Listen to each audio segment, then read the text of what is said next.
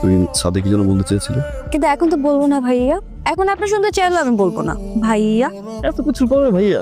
আমার বড় ভাইয়ের ফ্রেন্ড তো আমার ভাইয়া, আর এত কিছু পরে মানে কি, সবকিছু আমি করেছি আপনাকে পাওয়ার জন্য, আমার করতে হয়েছে, আপনি আমার জন্য কিছুই করেননি। মানে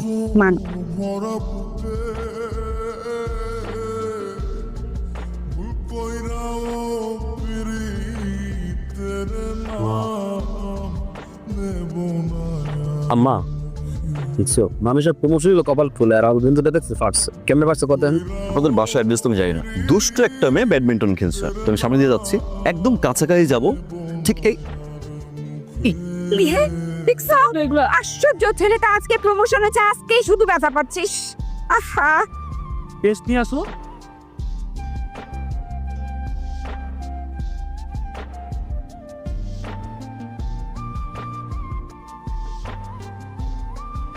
শুধু শুধু টেনশন করছো মা, নিজের খেয়ালটা রাখো না। তাহলে চলে আসো, একসাথে থাকি। হ্যাঁ মা, বিয়েটা তো আসলে করা উচিত, এবার করবো মা। পাত্রী দেখো, আমিও দেখি মা, যদি ছবি পেয়ে যাও একটু আমাকে হোয়াটসঅ্যাপ করে দিও। হ্যাঁ এক্সকিউজ মি, জি? আপনি কি আমাকে কিছু বলতে চান? না তো। কিন্তু আমার মনে হয় আপনি আমাকে কিছু বলতে চান। তা আমার তো মনে হচ্ছে না যে আমি আপনাকে কিছু বলতে চাই। আপনি শিওর? ডেফিনেটলি। আসি। জি, আপনি আসুন।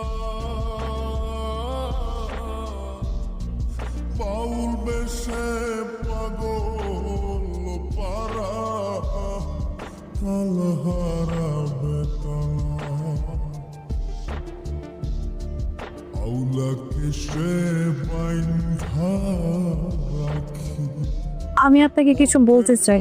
আমি জানি তুমি কি বলতে চাও, কিন্তু আমি আর শুনতে চাই না।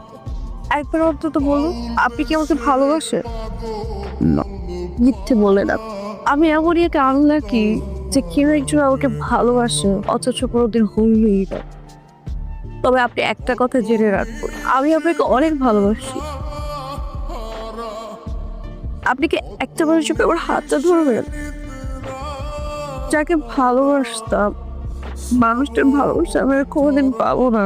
আমি শুধু ওই মানুষটা স্পর্শ নিয়ে সারাটা জীবন বেঁচে থাকতে চাই।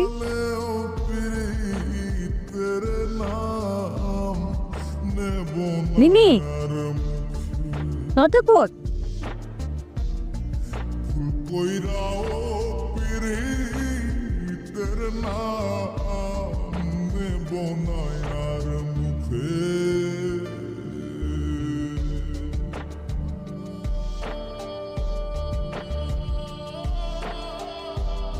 চুরি করে ভালোবাসোস, চুপ করে আসোস, কথা জবাব দাস থাকে।